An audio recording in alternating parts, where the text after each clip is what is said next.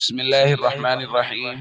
عن عائشة رضي الله تعالى عنها قالت قال رسول الله صلى الله تعالى عليه وسلم في الحديث: اللهم حبب إلينا المدينة كحبنا مكة أو أشد.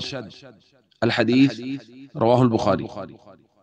نبی کریم صلی اللہ علیہ وسلم نے ارشاد فرمایا: اے اللہ ہماری طرف مدینہ کو ایسے محبوب فرما دے جس طرح ہمیں مکہ محبوب ہے یا اس سے بھی زیادہ۔ دوستو، یہ دعا ایک بڑی روایت کا حصہ ہے۔ سیدہ عائشہ رضی اللہ تعالیٰ عنہ فرماتی ہیں کہ جب مدینہ منورہ آئے تو حضرت ابو بکر رضی اللہ تعالیٰ عنہ کو اور حضرت بلال رضی اللہ تعالیٰ عنہ کو بخار ہو گیا۔ فدخلت علیہما، میں ان کے پاس آئی، فقلت یا ابت کیف تجدک، میں نے پوچھا ابا جان کیا حال ہے، و یا بلال کیف تجدک، اور بلال آپ کا کیا حال ہے؟ یعنی یہ پردے کا حکم نازل ہونے سے پہلے کی بات۔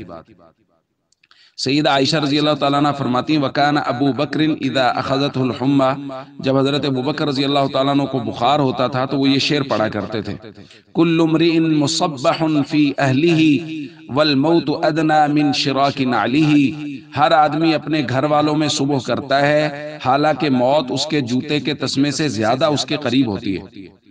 اور حضرت بلال رضی اللہ تعالیٰ عنہ وہ تو مکہ کے جو بڑے بڑے سردار ہیں ان کے اوپر لانتے کیا کرتے تھے کہ انہوں نے ہمیں کہاں مکہ سے نکال دیا اور یہاں ہم آ گئے، اور یہاں تو وبائیں ہیں اور بیماریاں ہیں۔ تو سیدہ عائشہ رضی اللہ تعالیٰ عنہ فرماتی ہیں میں نے حضور علیہ الصلوۃ والسلام کو اس بات کی خبر دی کہ یا رسول اللہ اس طرح ان کو بخار ہے، اور حضرت بلال یوں کہہ رہے تھے۔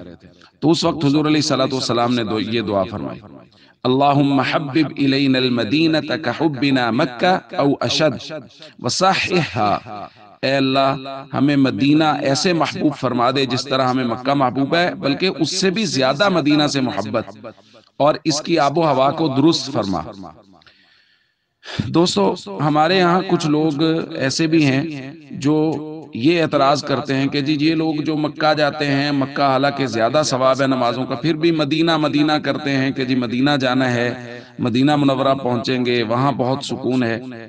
تو وہ تو بھائی اللہ کے نبی صلی اللہ علیہ وسلم کی دعا ہے کہ اللہ مدینہ کی محبت مکہ سے زیادہ ہمارے دلوں میں ڈال دے۔